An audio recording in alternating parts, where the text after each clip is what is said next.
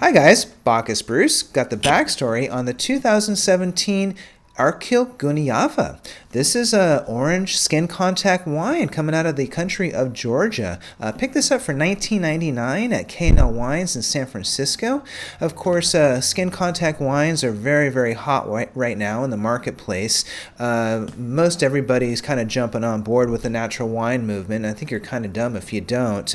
We're certainly looking at a minimal winemaker intervention and looking at really kind of unique varietals. So the importer on this wine is a guy named Chris Terrell. He's based out of Brooklyn, and he is kind of the guy who's really putting this on the map here in the U.S. He's finding great wines. He goes every year to Georgia and scouts out farmers and scouts out wines and manages to get them in some very nice accounts in busy, important restaurant cities like New York and San Francisco and Chicago, where there's an audience for this sort of wine. So the wine, the Krakhuna, is coming from an old varietal that has been around for centuries. In case you didn't know, the country of Georgia has been producing wine for well over 8,000 years continuously, and that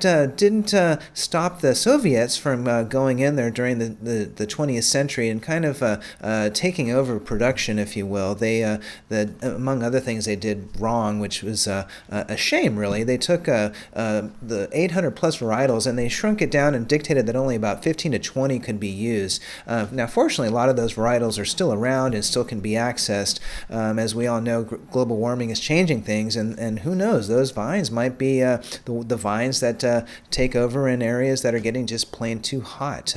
Now, the wine itself, the winemaking part is fascinating. We're all kind of aware of these cavetsies, which are the containers, the kavevries, that hold the wine in the earth. So these are terracotta clay earthenware vessels buried into the ground, and all the winemaking goes on in these vessels in the ground. And the vessels really have a long lifespan. They can last 100 years or more if they're taken care of and cleaned properly. Now, the soil in this part of Georgia is really key to making the consistency of the clay to be able to hold such pressure. It's a lot of wine that they hold. These kavevries really can range from 100 liters to 5,000 liters, though most of them tend to be around 800 liters, kind of the default size, as it were. I've always kind of wondered how you deal with these things, because they're not like barrels or stainless steel tanks, which are fairly easy to clean. So I did a little digging on YouTube and saw that the vessels are actually lined with beeswax, first of all, which gives it a sanitary surface that doesn't impart too much clay and kind of that sort of earthiness into the wine itself.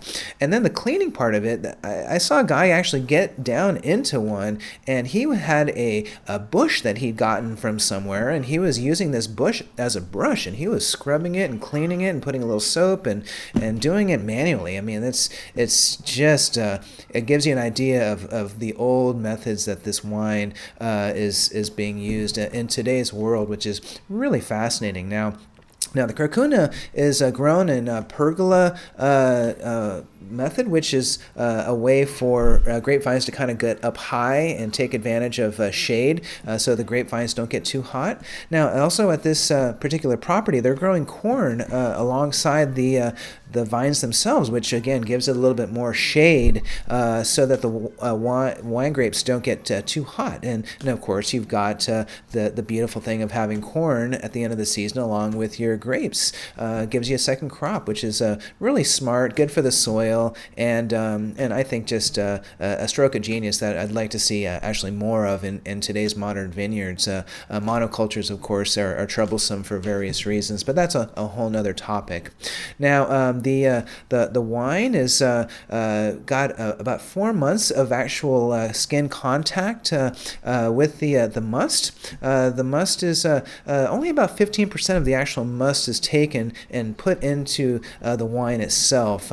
It's probably something you kind of guesstimate a little bit so you don't have too much impact or not enough impact. Also kind of figure out if you want to put your stems in there, make it too green, make it not too green. And of course, just like any winemaking, you can't just set and forget it. You do have to get in there every day, stir it up 3-4 times a day.